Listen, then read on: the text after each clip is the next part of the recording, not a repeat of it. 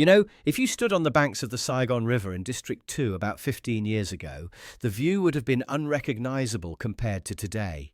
It's almost disorienting to think about. Completely. It's like looking at two different worlds. We're not just talking about a few new buildings popping up. We are talking about a total rewriting of the urban DNA of the area. Thao Dien has gone from this sleepy, almost rural suburban outpost to what is arguably the most dynamic rental market in Ho Chi Minh City. It really is the expat enclave, isn't it? But calling it that feels like it simplifies the history too much. It feels like we watched a time-lapse video of urbanization played at 10x speed. That's a perfect analogy. And that speed is exactly what we need to unpack today. Because when you look at the real estate data over the last 15 years, you don't just see rental prices going up or down.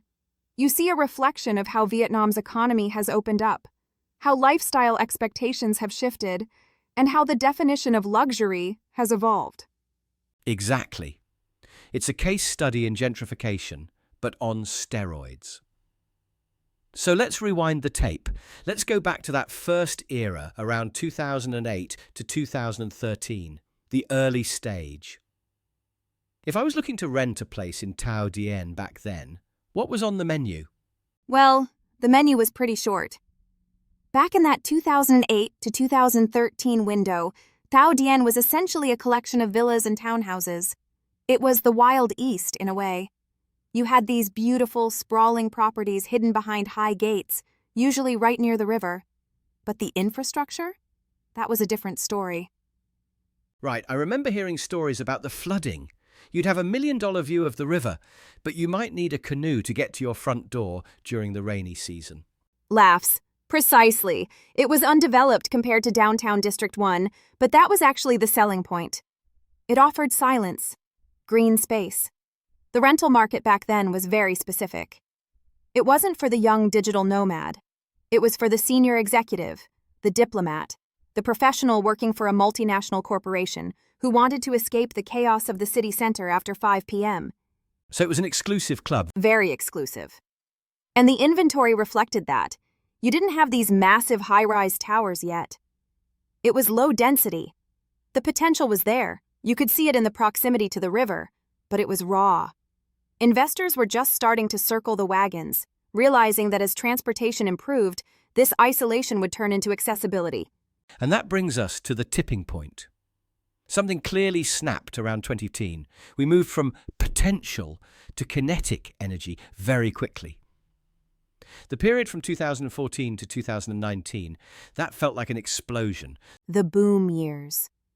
That is the only way to describe 2014 to 2019.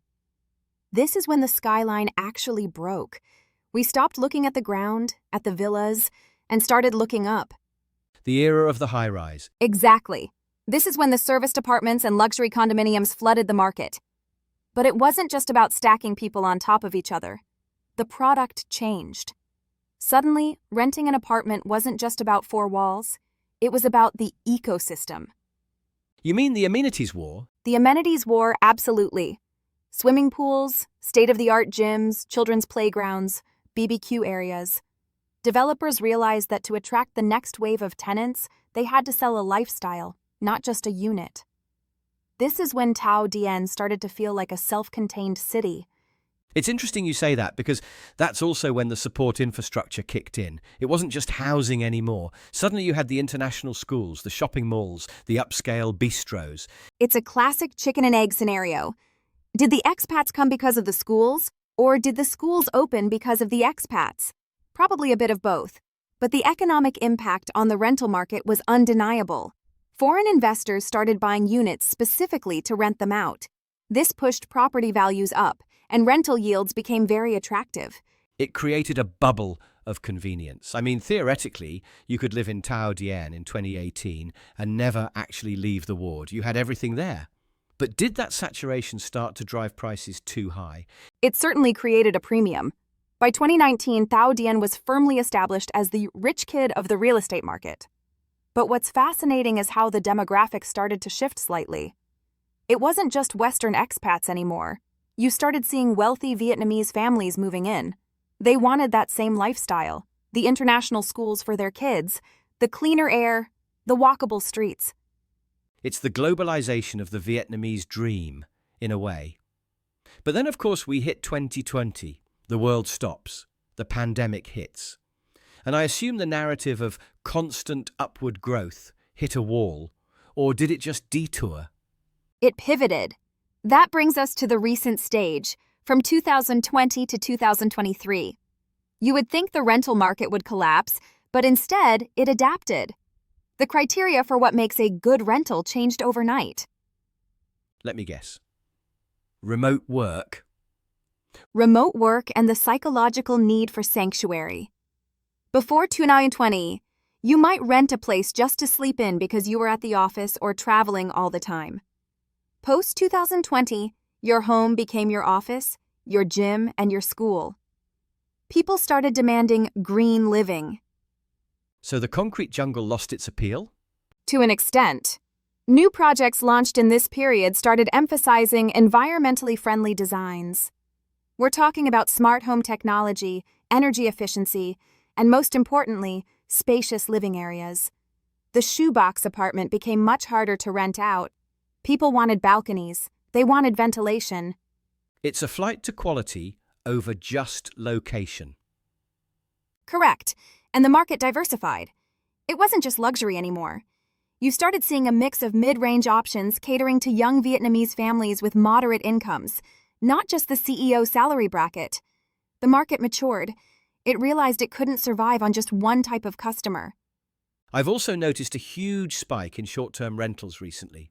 The Airbnb effect seems to have taken over Thao Dien post-COVID. That's a massive trend. With domestic tourism rebounding and the digital nomad visa culture, even if unofficial, booming, short-term serviced accommodations grew rapidly. It offers flexibility. You don't have to sign a one-year lease. You can live in Thao Dien for a month, experience the lifestyle, and move on. It makes the market more fluid, but maybe a bit more transient too. It does. It changes the community feel slightly. But economically, it keeps the occupancy rates high.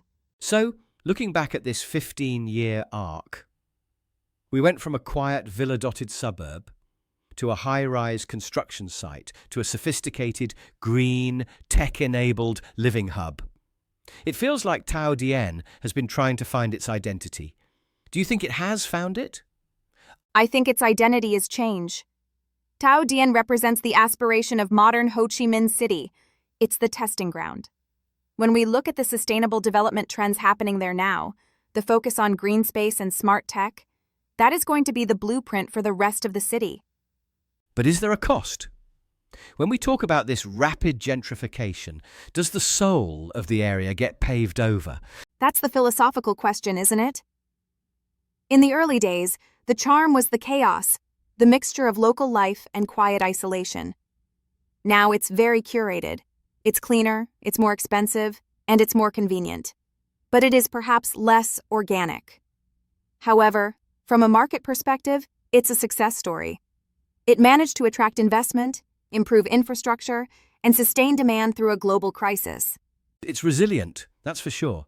Extremely resilient. And the diversity of property types now, from the ultra-luxury penthouse to the mid-range smart apartment, means it's built a foundation that isn't as fragile as it was in 2013. So if you were an investor today, looking at the next 5 years, where do you put your money in Thao Dien? I'd look at the hybrid spaces. Places that offer the amenities of a hotel, but the community feel of a neighborhood.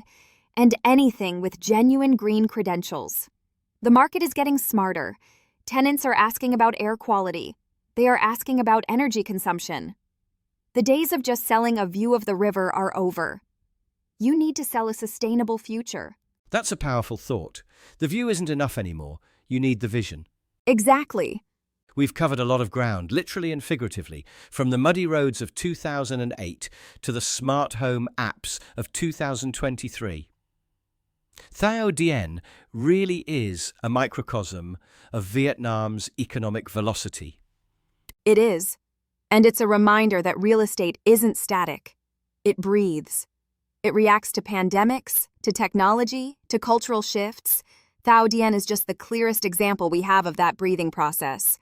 Well, for our listeners who might be sitting in a coffee shop in Thao Dien right now, looking out at the skyline, hopefully this gives a bit more texture to what you're seeing. It's not just concrete and glass, it's 15 years of ambition, adaptation, and rapid evolution. And the story isn't over. With the metro line finally coming into play and new urban planning initiatives, the next 15 years might be even more transformative than the last. A terrifying and exciting prospect all at once. We'll have to come back in a few years and do a retrospective on the metro era.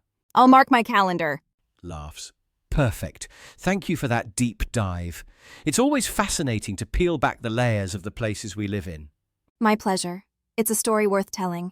And to everyone listening, keep watching the skyline. It changes faster than you think.